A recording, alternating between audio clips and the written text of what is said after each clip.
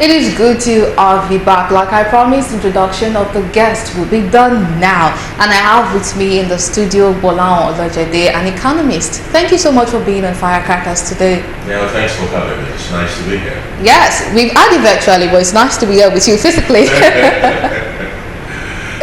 And moving on to the topic of the day, let me ask you first, when you heard of the budget being signed, the number of things that it encompasses, what was your first reaction? Well, there's a good side to it that it was signed in time. There was once upon a time in this country when budgets for the budget year are passed in March or April of that same year, and you're wondering, why can we not get it right? Something as basic as starting early, completing it early, and signing it into law before the budget year. But somehow, for several years now, we've been able to stabilize that. So that's good. Then, apart from that, is to look inside the budget and see what the numbers are looking like. Okay, yes, that's true. Because one of the things that has been shocking people who are very conversant with the all math behind the budget is the fiscal deficit, which has Nigeria still borrowing from the Apex Bank. And the World Bank made a revelation that I would say is quite shocking. The World Bank says that the federal government interest payments on CBN loans is to go up 62% of Nigeria's revenue by 2027. And with this revelation, should we be panicking right now? I will not like to use the word panicking. Should we be concerned? Yes, we must be concerned. Nigeria's debt has become unsustainable. Government would like to emphasize the part about how our debt to GDP ratio is still sustainable. True, it is sustainable. Debt to GDP. But nobody repays debt from GDP. You repay your debt from revenue. And the debt to revenue is very poor.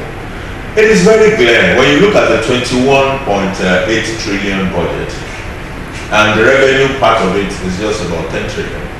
It shows you that there's a huge problem with the revenues. You're going to be borrowing 11, you have only 10, you want to do 21.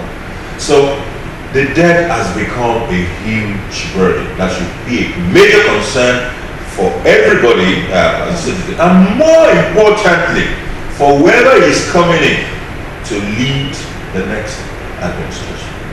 And I would also say, because you mentioning about the GDP last year, I still have a little difficulty 2022 2023 because yes it is still like on a line. Last year in 2022 our GDP was still okay. It was growing like around 4 point something percent, and for this year it is projected to reduce to 3%, and we are still told that we are not supposed to worry. And when we talk about economy, how it affects the average Nigerian is standard of living. Do they have enough money to buy food? Even with the little they have with them, because it's one thing for you to have 100,000 naira and then you go into the market and you're just able to get 3-4 things, and 100,000 naira is gone. Even if you're having just 10,000 naira with you, but you're still able to get a lot of things, then it is working. But then the way it affects the average person is food is expensive, there is no job, and then we are going from 4 point something percent, we are coming down to 3 point something percent, and we are still not supposed to be worried. Well, like I said, we should be. Everybody needs to be concerned. But I don't want us to slip into hopelessness. I also will have loved a situation in which government will be able to do more in terms of communicating the implications of some of these numbers to its people. And maybe it is government at all the levels that should have that responsibility. I know, for example, that in my church, we do that every year. So we take that budget, we try to break it down to what it means for you, whoever you are, a mother, a father, a student, a worker. What does it mean for you? And how should you approach it? We try to do that. So it would be a nice thing if at other different levels. People can take up this project and explain it better for our people to understand. As a matter of fact, there is, like you said, the growth slowed down. In quarter 3, I think we were able to do only about 2.55% growth year on year in quarter 3 of 2022. So it definitely has been slowing down. And there are two sides to that. There is a global problem. There's a global side to things, and then there is a local side, the domestic part to it. On the global side are things like Ukraine-Russia war. Because Russia is the top producer of fertilizers. Between Russia and Ukraine, these countries are huge producers of certain product, like wheat. So when they are fighting, it means that the wheat supply across the world is affected. It means that there is a problem with fertilizer supply across the world as well. So it also led to energy crisis. Russia happened to be a huge oil producer, gas producer. So when there's problem in Russia, there's problem across the world as far as energy is concerned. So in some countries across the world, they've seen their own petrol price go up by unbelievable measures. People who have gone from, maybe $1 to $2 to 2.5, all those kind of crazy price increases across the world. So you have a situation in which the US has a 30-year all-time high inflation, Germany has a 20-year, Japan has a 40-year all-time inflation, saying that things have not been this bad as far as prices is concerned in 40 years. That is what Japan is saying by virtue of that inflation. Now, you now take in Nigeria, which is a bit dependent. Let's be kind and say a bit. Generous indeed. For energy, we are dependent. When you go out there to go and buy something from a country that is suffering from 40-year inflation, you are also buying part of that inflation into your country. So it will add to your own inflation. Then we come to the domestic side of things where issues like insecurity and some of that economic distortion issues are affecting the way we live. Yeah, that is indeed, because for inflation in Nigeria as of 2022 was at 13%, and this year it is projected to be around 17.16%, and this is quite the jump. But like you said, if we are to consider the one happening globally and maybe domestically, maybe that is what might be fueling the problem of GDP growth and inflation in Nigeria. Well, the growth and the decline. Correct. The growth and the decline in Nigeria. The domestic part of things. But we should focus on domestic because that is where we have control. On what is happening globally, there's not much we can do. And one of the things that we were sort of promised with the Naira redesigning is it is supposed to mop up excess money in circulation, and a lot of people see that as maybe in a way reducing inflation in the country. And we are supposed to let go of this newly redesigned Naira note by 31st of January, and I have to say today is the first day I'm seeing the newly redesigned 500 Naira note since it is supposedly supposed to be in circulation. And do you feel like this new redesigning of the note, exchanging and all that, could it compound the problem we are having, or in a way would it miraculously reduce it as we were promised? It depends on how it is managed. It should help us in certain areas. We said we want to go cashless. Going cashless has cost implications for the financial services. It takes a lot to handle all those cash. It comes with a lot of cost. So if we're able to go cashless, it will help. There is also the part that it might help with vote buying. As far as vote buying is concerned, the time for election is already fixed. So we may need to just maintain a steady policy on this cash matter until that election is done, if indeed we want it to count as a way of mitigating issues of vote buying. You talk about how it will help prices. I don't think it will help that much. The reason is because what we are talking about is cash, not money. we're trying to get cash back into. We said, oh, there's too much cash outside. But you see, money goes beyond cash, and the cash part is actually a small percentage of the money that is in circulation. I don't want us to go too technical into M1 and M2 money and all of that. But that is the reality. So it won't have much impact on reducing a crisis. However, if you take dirty money, by dirty money I don't mean physically dirty, money with very strange origin, if you're able to take a lot of them out of the system, maybe it might affect effects in the parallel market. When people have a lot of this dirty naira, what they try to do is to chase up on FX. They want to acquire FX with all this dirty naira. So if you're able to mop up some of those dirty naira out of the system, it might have an effect on the exchange in the parallel market, the black market. I know we do if it does. Even I was told that borrowing of money, because this is not the first time that, and now I'm going back to the budget, this is not the first time that Nigeria would be borrowing money, and it won't be the last. And we are shyly smiling as close to 100 trillion naira debt in Nigeria, as the case may be. But I was told that that might not necessarily be a bad thing. It depends on what you are borrowing the money for. And if you look at what the budget, what it seeks to address, it's supposed to facilitate macroeconomic stability, human capital development, food security, boost manufacturing performance, improve defense and internal security, improve business environment and transport infrastructure, ensure energy sufficiency, and promote industrialization, focusing on small and medium-scale enterprises. Let us say that hypothetically, all the things that have been listed, the key points of the budget, they are executed to perfection, so to speak. Do you feel like then we might not even need to worry at all about debt? You see, if we do that, we will be totally transforming this economy. And the issue of debt, you see, it's important to continue to emphasize why our debt is very bad or unsustainable. It is because the revenue is very poor.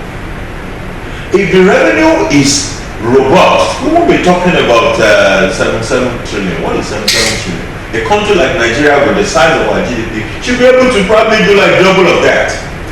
But when you are not making money, don't try it.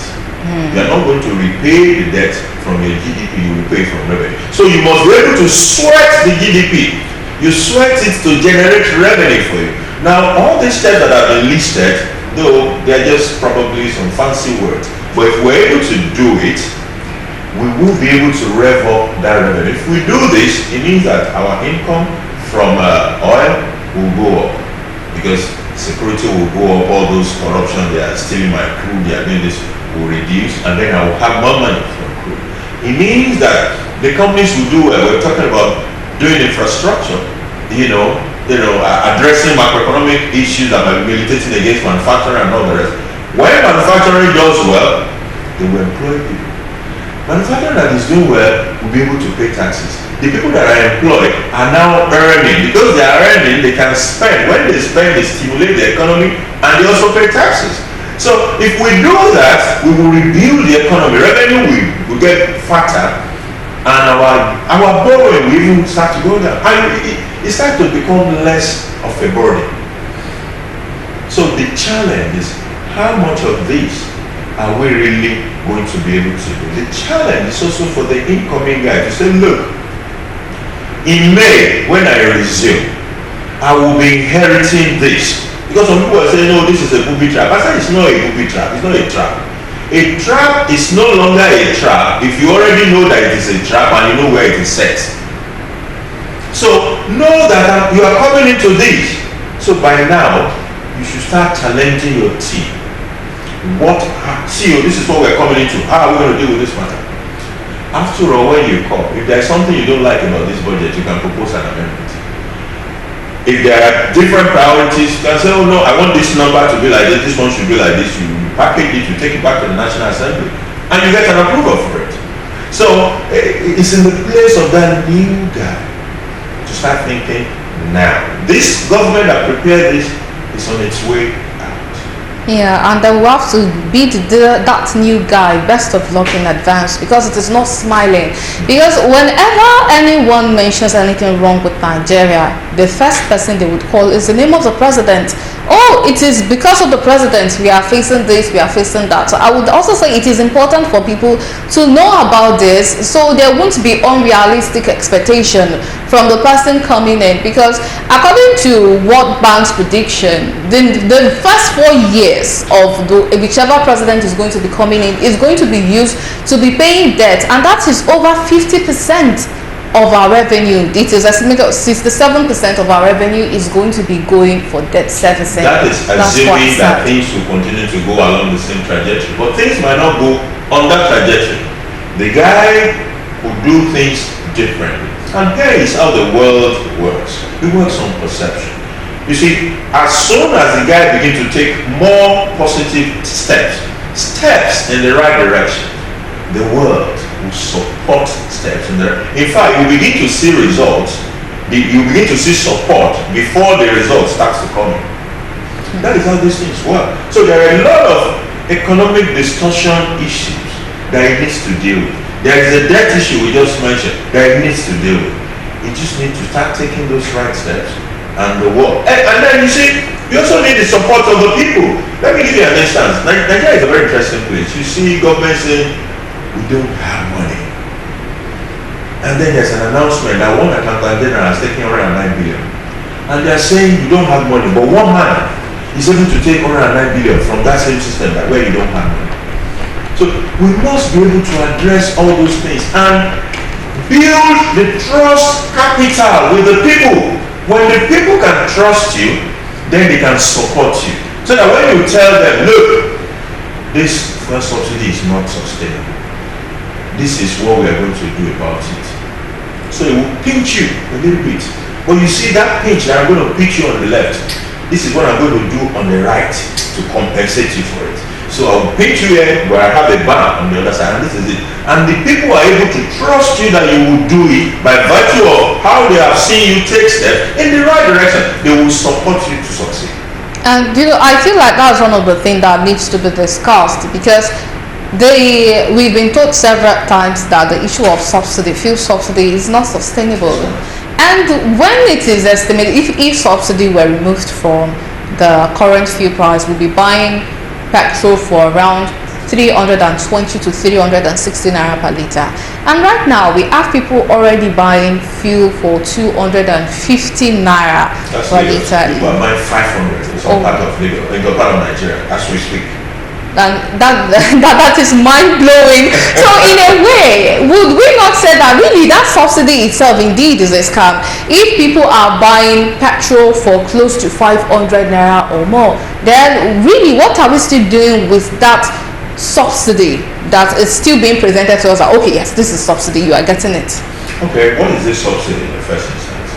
The subsidy is that by the time we import this fuel into Nigeria, the price, the landing price, is already more than the price that the government said you should sell it. So somebody, a marketer, has bought from NNPC fuel, let's just use arbitrary numbers, at 200 naira. That is how much his total cost comes to by the time it gets to the pump.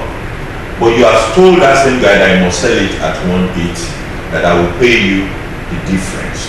So that is what subsidy is. That difference that you're paying to him is a subsidy. That subsidy over the years has become a source of dirty money for a lot of people who are involved in the scheme. Interestingly, these people don't want it to stop, because we're talking of easy money, billions upon billions every year. So these people are ready to do anything to ensure that that subsidy will remain. These were the people, I always make a reference to the fact that they kidnapped the mother of a minister, Minister for Finance, who was this mom was kidnapped by subsidy beneficiaries in the same country. And she was told that she should go and resign, otherwise she will leave the position in a wheelchair. It's written in her book. He had a memoir called fighting corruption is dangerous. You see all those things right there.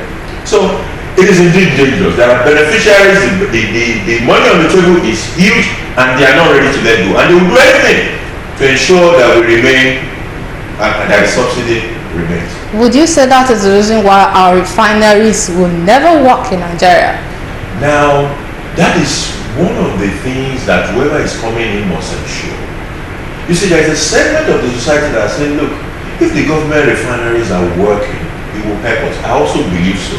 It will help us, number one, in moderating that ultimate price, because now all the costs that are involved in the logistic of bringing refined product from Brazil to Nigeria or wherever we buy it from will not be there. It is from Nigeria to Nigeria. That will moderate the cost in a little way, and it is good. Apart from that, it will create employment. When they are producing, there is activities. People will get jobs. People will work. People will do business. Unlike the situation in which they just pumping money into the refineries, they take the money, they whack it, they don't produce a liter of fuel.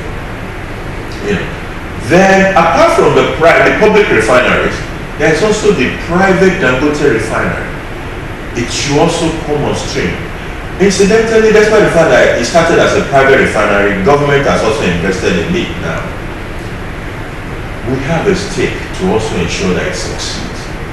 The potential for that refineries to create employment is huge. It will also help us to moderate the prices we're talking about. If the fuel is being produced at our backyard in Lagos, definitely it's different from if it is being produced from 1,000 kilometers away and brought on vessels and all those other processes that are involved. So we will create jobs, then we will have foreign exchange earnings, because we will be able to produce and take refined product to other countries, maybe even if it is in Africa, something we've not been able to see. Before this republic, 70%, over 90% of Nigeria's foreign exchange earnings is from crude oil. Now, 24 years after, over 90% of Nigeria's foreign exchange is still crude oil. We have not moved as far as diversification, our FX earning base is concerned. If we begin to get this refined product out into other parts of the world, we will be earning forex. We will not only be earning forex, we will be conserving the forex that we have been using to import. When we go buy this product from other countries, we are using our forex to buy it. So all those issues that relate to there are not enough forex, that is why manufacturers are unable to import raw materials that they need. That is why some airlines are saying, I won't fly Nigeria again because all my money that I have, I've not been able to repatriate. We'll begin to be able to deal with all those matters. So it is possible, rather than take the pessimistic view of all this huge burden, my encouragement would be to the next guy to take it as a challenge and let the team start to work now, because the work has started. The work is already cut out for him. Let him start the work. Yeah, it's so funny that when you speak, you keep talking about the next guy. Does it mean that you've lost hope that nothing could be done from this month to May, when the handing over is going to be done? No, there's not much. The focus of the government is in conducting election and getting out of the place. Of course, the last year's capital budget has been rolled over into the current year up until March. So spending along that line will continue because of that rollover. But I don't see major new start of anything. No. I think the early months is going to be focused on getting the election out of the way and transiting into the middle. So he's a new guy that needs to start doing something. Okay, yes indeed. And there's this saying that says, if you are on the same line, if you are not moving up, without movement, what follows is retrogression. And I feel that is what we are facing here in Nigeria.